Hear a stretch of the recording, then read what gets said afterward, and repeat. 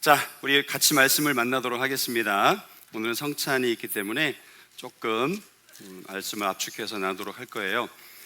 오늘 말씀은 누가복음 24장 36절부터 43절까지 되겠습니다. 이 말을 할 때 예수께서 친히 그들 가운데 서서 이르시되 너희에게 평강이 있을지어다 하시니 그들이 놀라고 무서워하여 그 보는 것을 영으로 생각하는지라.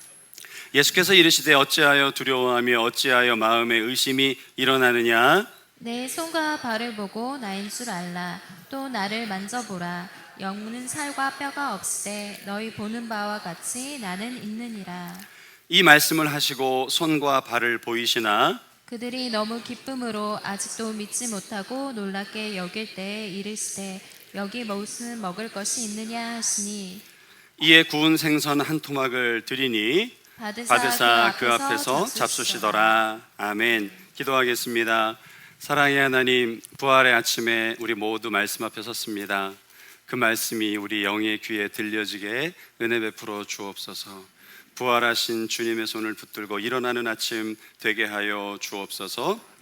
우리 주 예수님의 이름으로 기도드립니다. 아멘. 여러분, 세상은 손으로 만들어진다는 것 아시죠? 많은 것들이 손을 통과해서 탄생하는 것 같습니다. 그림이라고 하는 것, 그렇죠. 명화들 우리가 이번 주간에 살펴가면서 감상하는 시간도 가졌습니다만 모두가 다 아름다운 영감을 받은 사람들이 그렇게 멋진 그림들을 그려내서 우리가 주님을 묵상하는 데 참 아름다운 도움을 받게 하는 것 같습니다. 음악 역시 손을 거쳐서 아름답게 탄생하지요. 집을 짓는 것 마찬가지고 병을 치료하는 것도 손을 통해서 그렇게 치료가 되지 않습니까? 저는 하늘을 볼 때마다 신기합니다. 인간이 얼마나 대단한가. 비행기를 보면 어떻게 저렇게 무거운 것이 하늘을 떠다니는지 참 놀라운 일이 사람에 의해서, 사람의 손에 의해서 만들어지는 거죠. 세상을 참 아름답게 만들어내는 것이 손인 것 같습니다. 반면에 손은 또 이 세상을 파괴하기도 하는 것이 손인 것 같아요. 협박을 하고 깎아내리기도 하고 때리기도 하고 죽이는 것이 또 손이기도 하더라라고 하는 겁니다. 여러분 손을 한번 다시 들여다보시죠. 첫날 월요일에도 들여다보도록 말씀을 드렸는데 나는 아름다운 세상을 창조하는 손을 가졌나요? 아니면 파괴하는 무시무시한 손을 가졌는가요? 우리의 손은 누구를 닮아 지어졌을까요? 하나님을 닮아 지어진 것이 틀림이 없습니다.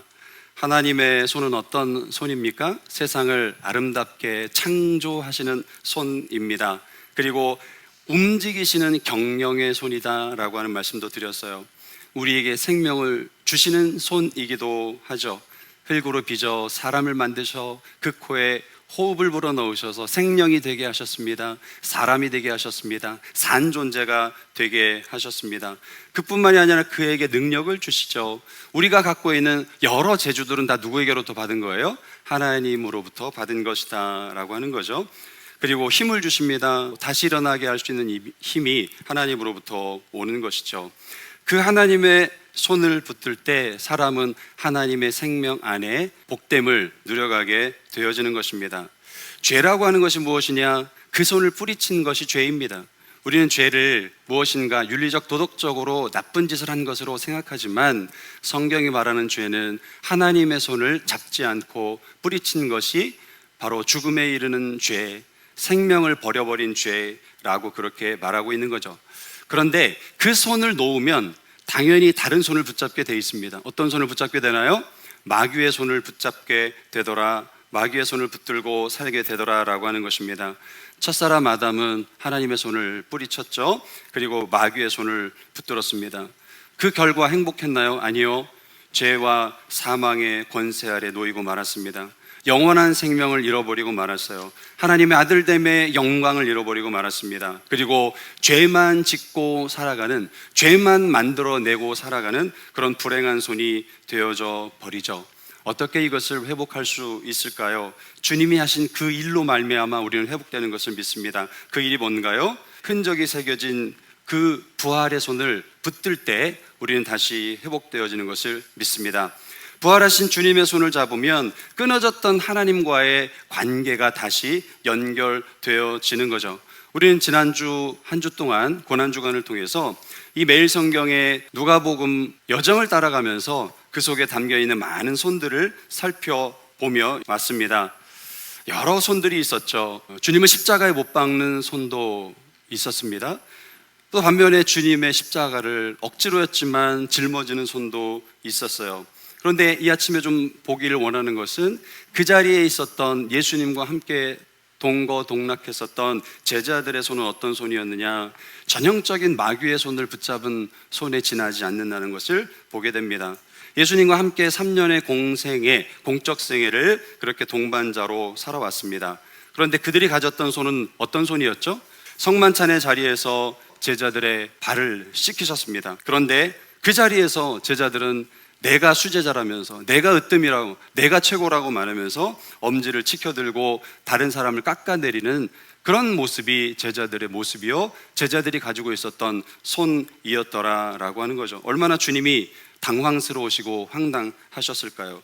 겟세마네 동산에서 예수님께서 손 모아서 땀방울이 핏방울 되도록 그렇게 애절하게 제자들을 위하여 기도하실 때에 손베기를 하면서 쿨쿨 자는 제자, 그리고 예수님 체포되실 때에 그들은 결국에 칼을 빼들고 휘둘러버리는 모습을 보여주고 있습니다.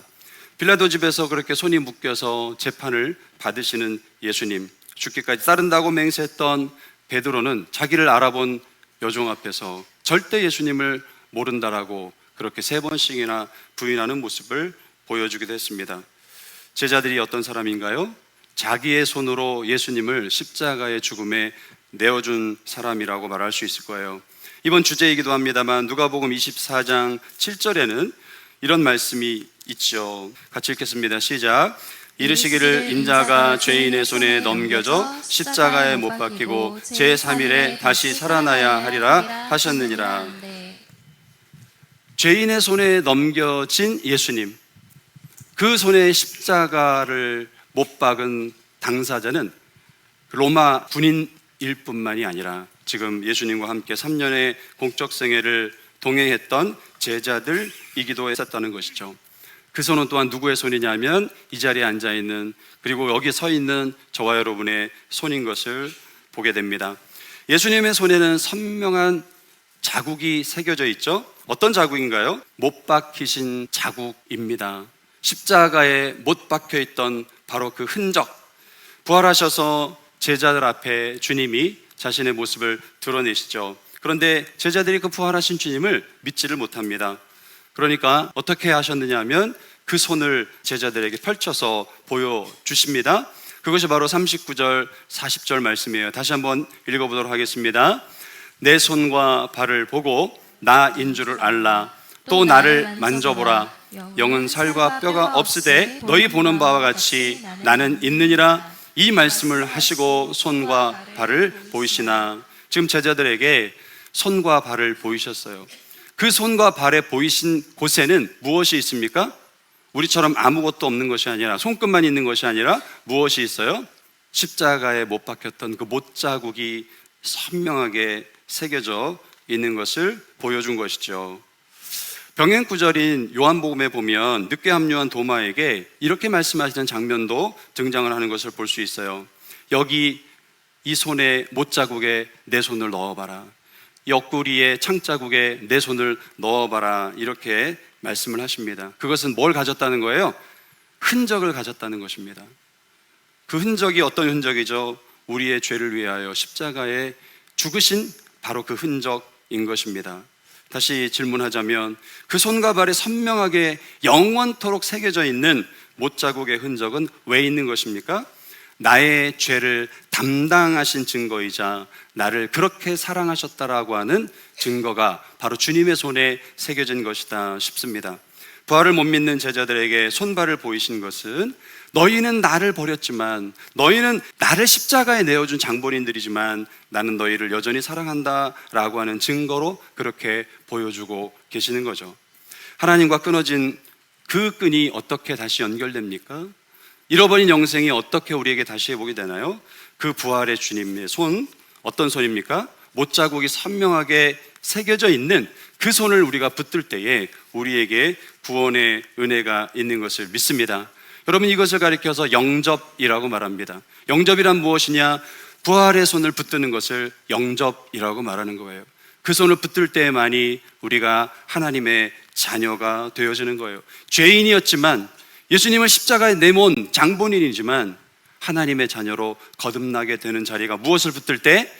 못자국난 예수님의 지금 살아계신 그 부활의 손을 붙잡을 때 우리가 하나님의 자녀로 거듭나는 것을 믿습니다. 그뿐만이 아니라 그 손을 지금도 잡고 있을 때, 우리 지난 주간에 보았었지만 두렵고 떨림으로 구원을 이루는, 우리의 잃어버린 구원의 감격, 두렵고 떨림이 다시 회복되어지기에 우리 모든 성도님들이 주님의 부활하신 그 손을 잡고 하나님의 자녀된 영광, 그리고 두렵고 떨림으로 구원을 이루어가는 은혜의 더디움이 있기를 축복합니다. 두 번째로는 그 부활하신 주 예수님의 손을 잡으면 내 손이 변화되어집니다. 누구의 손이 변화된다고요? 나의 손이 변화되어집니다. 어떤 손인가요? 하나님의 창조하시고 경영하시고 위로하시고 세워주시고 살려주시는 그 손으로 우리의 손이 바뀌어지더라 라고 하는 겁니다. 이 손이 바로 우리의 손 되어지길 바랍니다. 그 하나님의 손은 곧 이 땅 가운데 사역했던 예수님의 손이기도 하셨죠. 그 예수님의 손은 어떤 손이었어요? 제자들의 손은 어떤 손이었습니까? 제자들의 손은 내가 최고라고 그렇게 서로 다툼하던 손이었습니다. 그런데 예수님은 어떤 손이었어요? 내가 최고가 아니라 누가 최고라고? 네가 최고라고 축혀 세워주는 손이셨습니다. 발을 씻겨준다는 것 자체가 네가 나한테 이런 존재야, 네가 나한테 이렇게 소중한 존재야 라고 하는 것을 확인시켜주는 자리가 아니겠어요? 축혀 세워주는 손이요, 격려해 주시는 손이요, 기도해 주시는 손이요, 위로해 주시는 손이요, 품어주시는 손이요, 감당하시는 손이기도 하셨습니다. 그런데 제자는 어떤 손이었다고요? 내가 최고라고 그렇게 주장하는 손이요, 칼을 잡고 휘두르는 손이요, 외면하는 손이요, 그리고 또한 모른다고 부인하는 손이었어요. 바울은 이것을 가리켜서 나는 죄인 중에 괴수입니다, 이렇게 표현하고 있는 거죠. 예수님과 함께 3년의 시간을 삼시세끼를 하면서 동거동락했던 식구가 제자들이었습니다. 그런데 그 3년의 생애 동안에 그렇게 함께 동행했지만 달라지는 것이 없었어요. 장례 이후에도 그들의 모습은 달라지는 것이 없었습니다. 심지어는 요한복음 20장 27절에 보면 그들이 죽을까봐 같이 모여서 문을 걸어 잠그고 있는 것을 봐요. 문을 걸어 잠궜다는 것은 그들이 두려움에 휩싸여 있다는 것을 보여주는 대목이기도 합니다. 언제 죽을지를 모르는 그 두려움에 사로잡혀 있는 제자의 모습이 여전한 제자의 모습이기도 한 겁니다. 그랬던 제자들이 확 바뀌었어요. 어떻게 바뀌었습니까? 그들이 예수님을 위하여 목숨을 내어놓는 자리에 걸어 들어가죠. 거꾸로 십자가에 못 박히는 순교를 감당하는 자리에 그들이 들어갑니다. 여러분 아시는 것처럼 모든 제자들이 다 그렇게 순교의 제물이 되어서 주님을 뜨거운 마음으로 섬겨가는 삶이기도 했었습니다. 온 세상에 다니며 복음의 일꾼으로서 복음을 전하는 삶을 살아갔던 제자들이었습니다. 어떻게 이렇게 바뀐 것일까요? 그들은 어떤 손이었어요? 자기가 최고라고 말하고 칼을 빼드는 사람이었고 예수님 모른다라고 손사래를 치는 그런 손을 가진 사람들이었는데 어떻게 예수님처럼 그런 삶을 살아가는 사람으로 확 바뀌어 버릴 수 있었던 것일까요? 그것은 붙잡은 것이 달라졌기 때문에 그래요. 뭐가 달라졌다고요? 붙잡은 것이 달라졌기 때문에 그렇다. 어떤 손을 그들이 붙잡았어요? 십자가의 그 선명한 흔적을 가진 예수님의 손을 그 제자들이 붙잡았기 때문에 그들이 바뀌어진 거죠. 부활을 의심하는 제자들에게 주님께서 십자가의 흔적의 손을 내보이셨다라는 말씀을 드렸어요.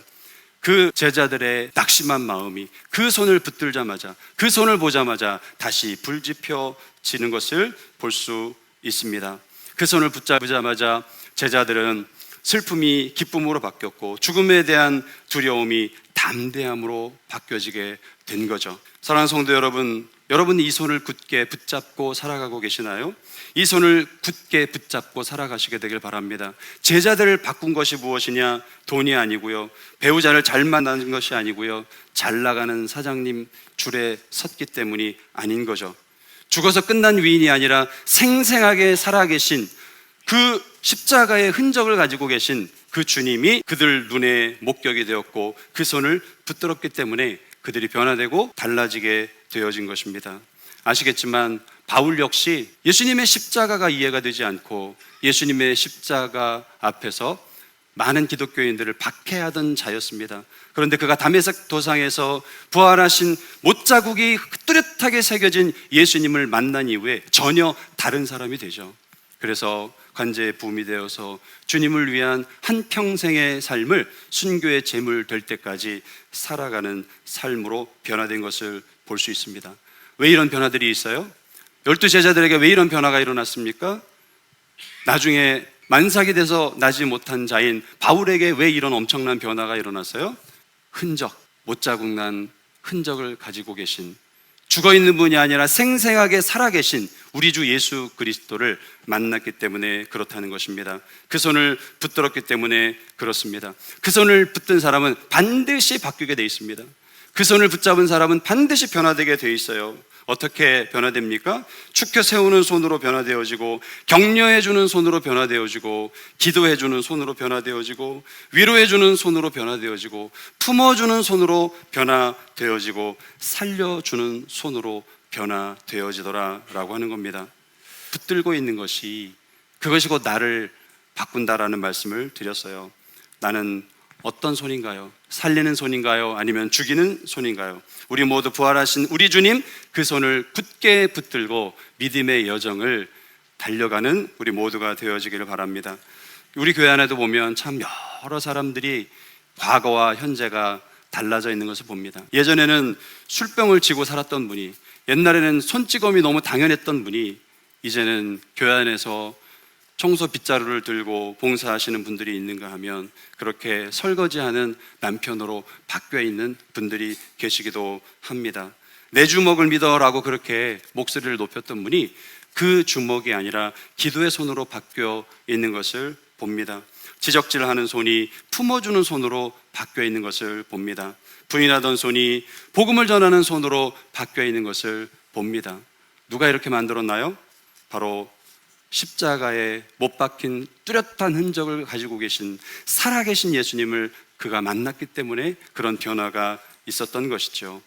그 손을 붙들면 내 운명이 사망에서 생명으로 바뀌어지게 되는 것을 믿습니다. 뿐만이 아니라 그 주변도 아름답게 바꾸는 하나님의 손으로 변화되어지는 것을 믿습니다. 이 아름다운 변화의 손이 저와 여러분의 손이 되어지길 바라고, 그래서 세상이 나로 말미암아, 나의 손으로 말미암아 아름답게 만들어가는 복됨이 우리 모두에게 있기를 바랍니다. 우리 이 시간 같이 찬양하겠습니다. 주보혈 날 정결케 하고, 주보혈 날 정결케 하고, 주보혈 날 자유케 하니, 주 앞에 나 예배하는 이 시간, 나의 모든 것을 주께 드리네. 주의 손 날 위에 지키셨고, 주의 발 날 위에 박히셨으니, 이제는 내가 사는 것이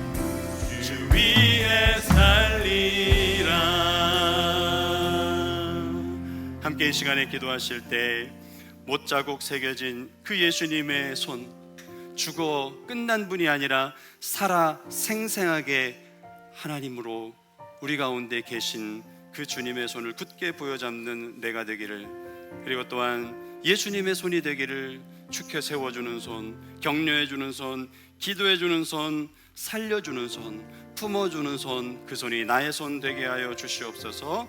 함께 기도하겠습니다.